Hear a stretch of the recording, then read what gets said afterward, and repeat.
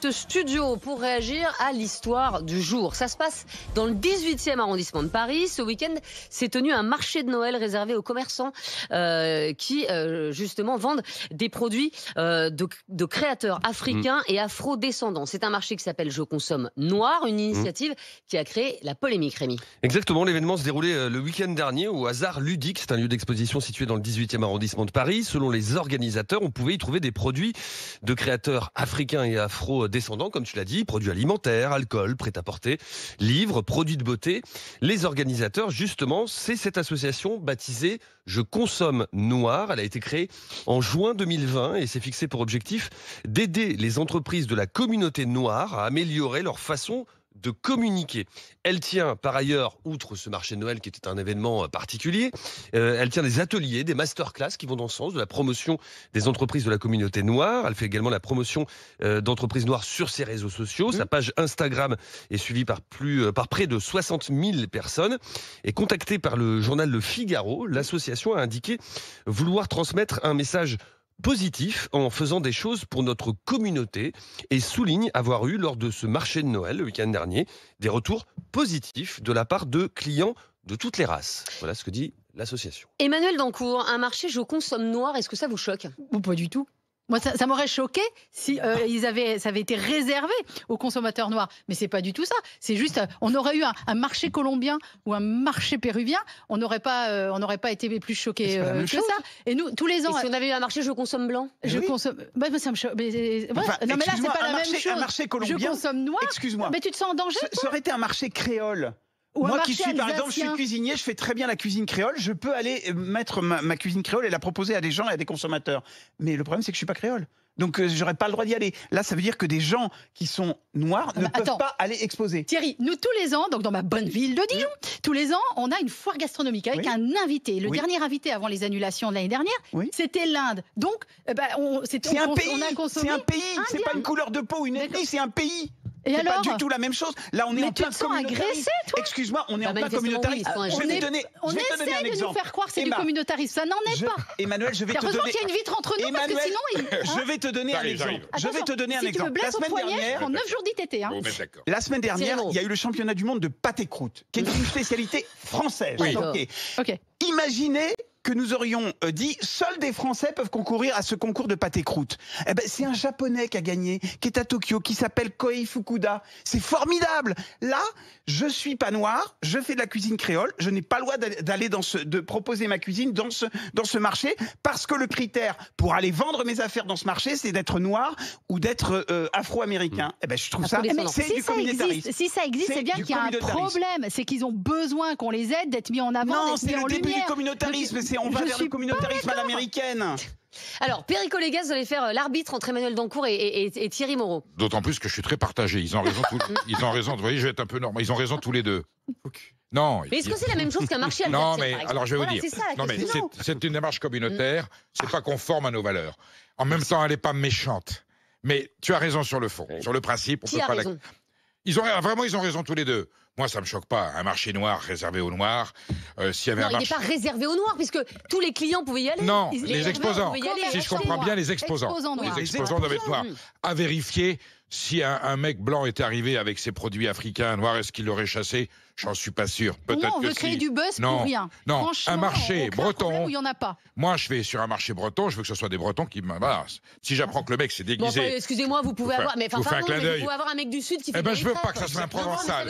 Eh ben, je veux pas que ce soit un Alsacien ou un Basque qui aille. Parce que le produit breton, il doit être fait par des Bretons. Non, mais comprenez. Vous voyez, donc, je touche le fond du ridicule. On a un marché à thématique avec des produits africains, noirs, afro-américains. C'est une thématique, c'est une valorisation de couleur de peau. C'est une thématique. Mais c'est pas grave. L'association, ça rentre dans le cadre de ce marché de Noël de ses objectifs. Oui. Et son objectif, c'est bien de favoriser, de mettre en avant les entreprises noirs appartenant à des gens de la communauté noire. Alors, donc c'est du communautarisme. Alors attendez, on parle de quoi? On parle de quoi? Je finis. On parle de quoi? On parle des gens qui exposaient La thématique, elle est à noir africaine. Ouais. Le produit doit l'être. Alors, si je trouve évidemment... ça, c'est normal. Bon, okay. Voilà, si je trouve un produit, je dis qu'est-ce qu'il faut là. Est-ce que l'exposant devait être... C'était stipulé, c'était clairement marqué, et il y aurait eu expulsion d'une personne qui serait venue... Non, mais peut-être elle n'aurait pas été inscrite, elle n'aurait pas eu le droit d'exposer, surtout. Mais je consomme noir. À quel niveau Imagine quelqu'un qui soit métis ou créole, et il peut venir ou pas. Mais non, mais t'as raison, je consomme noir, c'est pas forcément je consomme parce que celui qui a fait... Non, je parle... Le problème, c'est les exposants. On parle de ceux qui avaient le droit d'exposer. Voilà, est-ce qu'il y a le droit d'exposer? Si on a dit à des gens qui ne sont pas noirs, vous n'avez pas le droit de faire un stand, même si vous prenez des Africains, là, ça pose un problème. Bien évidemment. Alors, on est avec notre invité aujourd'hui, Jean-Christophe Després, fondateur de Sopi, c'est la première agence marketing ethnique en France. Merci Jean-Christophe d'être avec nous dans Estelle Midi. Vous voyez, le débat s'enflamme sur le plateau, sur ce marché Je consomme noir. Est-ce que pour vous, qui êtes habitué justement de ce type de marché, est-ce que c'est choquant ou pas du tout?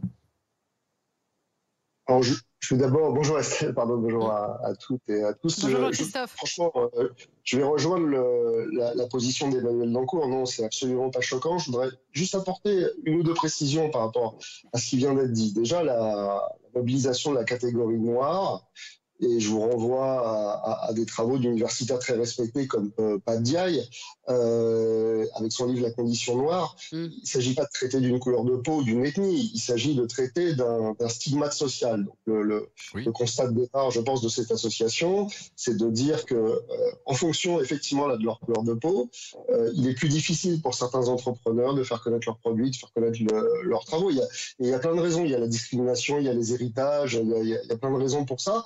Et donc, il donne un coup de pouce à des personnes en fonction de ce critère pour faire connaître leur travail. Et ça a été justement rappelé. Non, mais ça, on est d'accord. Mais ça, on est tous d'accord là-dessus. On parle de l'exposant. On est tous d'accord. Après, c'est la discrimination qui peut y avoir. Que les produits, effectivement, noirs soient mis en valeur, mais tant mieux, c'est génial.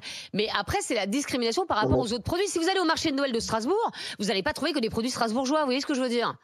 Et les commerçants peuvent venir de partout. Mais c'est une mise en avant de l'artisanat. Le problème, il n'est pas là. C'est est-ce que les exposants devaient être impérativement d'origine?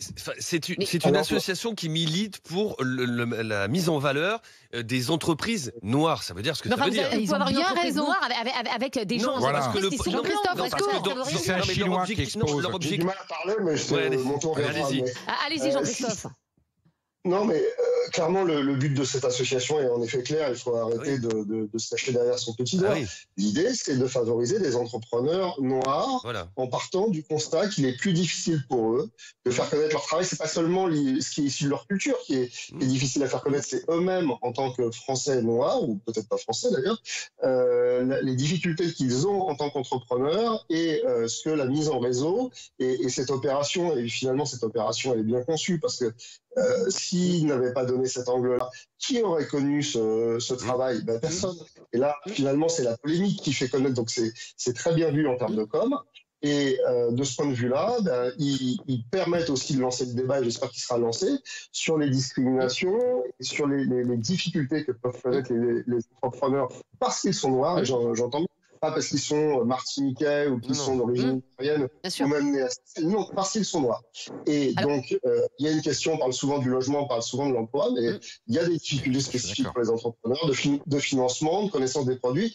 Et finalement, je trouve que si on veut positiver, c'est à la fois l'opportunité de faire connaître certains produits, sans doute, et de faire connaître aussi cette question spécifique de l'entrepreneuriat et de l'entrepreneuriat noir. Alors, effectivement, c'est aux États-Unis que ce genre de choses ce démarche s'est fait connaître, Foros Bios, et effectivement, ce n'est pas dans ce qu'on appelle la grande tradition française, mais enfin, aujourd'hui, ce pays a changé, et voilà, c'est pour ça qu'on en arrive là. En tout cas, voilà, pour vous, c'est absolument pas choquant. Merci beaucoup, Jean-Christophe Després, d'avoir été avec nous. On a Tierno qui nous appelle de Bordeaux et Sébastien qui nous appelle de Grenoble. Et ces deux auditeurs d'Estelle Midi ne sont pas du tout d'accord. Bonjour Tierno, bonjour Sébastien. Oui, bonjour Estelle. Quel plaisir de vous avoir au téléphone enfin. Merci. Mais écoute, moi je suis pas du tout choqué. Enfin, je pense qu'en fait Emmanuel Dancourt a tout dit, c'est du business. C'est-à-dire c'est de mettre en valeur ces produits-là. Moi je suis noir, hein, je suis marié à une Française. C'est-à-dire que tous les jours, moi j'ai besoin de produits noirs.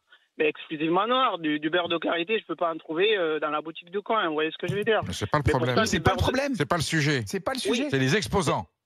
Oui, les exposants, mais bien sûr, mais Perico, les exposants. C'est-à-dire qu'en fait, si tu es métis et que tu as un parent issu africain ou, je sais pas, afrodescendant, mais tu peux exposer. C'est pas exclusivement lié. Ah, mais j'ai pas compris. Ouais, alors, Tierno, imaginez. Moi, je fais du beurre de karité. Bon, je sais pas le faire, mais imaginez, je fais du beurre de karité, mais moi, je suis pas afrodescendante et je peux pas participer à ce marché. Alors que ça se trouve, mon beurre de karité, il est dingue. T'es peut-être noir à l'intérieur. Mais je pense que si. Non. Je pense que mais non, parce que l'objectif, encore une fois, on le répète, mais c'est vrai que vous êtes sûr de cette information? Oui, parce que l'objectif de l'association qui organisait ce marché de Noël, cette association qui s'appelle Je consomme noir, c'est de mettre en avant les entreprises, les entrepreneurs d'origine africaine ou afro-descendants ou africains. Mais tu peux être d'origine africaine et blanc. Mais c'est ça la question. Est-ce qu'un Chinois peut exposer? Mais non, mais ça rentre pas dans le cadre du but recherché par cette association. Et alors, ça peut être un but recherché, mais ils sont pas obligés d'interdire. Mais c'est ce que je disais. Mauvaise foi, si je consomme noir, c'est territoire noir. Laissez parler Tierno. Si je peux me permettre, il y a un peu de mauvaise foi parce que on voit pas des tonnes et tonnes d'entreprises, qui créent des produits africains. C'est vrai. Voilà, donc il y a aussi ça, mais il faut pas chercher la petite bête. Je pense que c'est du pur business. Et si ces personnes ont besoin de faire ça aussi, il faut peut-être voir pourquoi ils le font. Peut-être qu'ils ont besoin de plus d'aide, d'être plus en lumière. Enfin voilà, vous voyez. Enfin, il faut pas. Moi, je pense qu'il faut pas. Il faut pas s'obstiner de tout dès qu'il y a quelque chose. Il faut voir pourquoi ils le font, mais ils l'interdisent pas à un Français ou à un Asiatique. Ils veulent que du business. Ils veulent faire la promotion des produits noirs. Alors juste, Tierno, je voulais vous faire dialoguer avec Sébastien. Sébastien qui n'est pas du tout d'accord avec vous et qui nous appelle de Grenoble. Bonjour Sébastien. Bonjour Estelle. Bonjour. Alors Sébastien, vous n'êtes pas d'accord avec Tierno, vous? Non, alors moi je trouve ça un peu choquant. Pour reprendre un peu les arguments qui avaient été avancés tout à l'heure, si un marché aujourd'hui était appelé « Je consomme blanc » avec que des blancs, combien d'associations antiracistes nous tomberaient dessus? Combien de personnes se trouveraient outrées par ce procédé? Alors, je comprends le sens où ils veulent faire ça pour donner de la visibilité à des producteurs qui n'ont pas forcément la visibilité qui leur est due. Bien sûr. Mais aujourd'hui, je trouve ça assez choquant, alors que ça ne devrait pas l'être. Si vraiment tout était parfait dans le monde des bisounours et dans un monde utopique, voilà. Ouais, mais en même temps, regardez, c'est ce qu'on disait.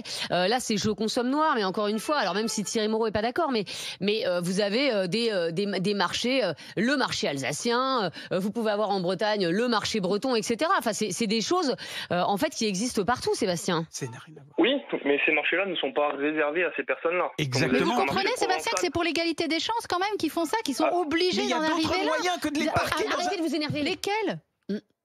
Il y a d'autres moyens que de les parquer dans un truc en disant attention, là vous allez entrer, il y aura que des noirs qui vont vendre des produits afro-américains. Mais moi je trouve ça d'une richesse incroyable. J'aurais adoré y être dans le 18e. Il faut les aider effectivement à avoir des prêts bancaires. Il faut les aider à les intégrer. C'est de l'inclusion. C'est pas du communautarisme. Si on les met dans un champ précis seul, ça n'est pas les intégrer à la société française. Et ce racisme pourrait s'en inquiéter. Et il l'a dit tout à l'heure. Il l'a dit. C'est un modèle américain. Moi je ne veux pas du modèle américain. Je veux de l'universalisme français. Intégrer tout le monde dans notre communauté.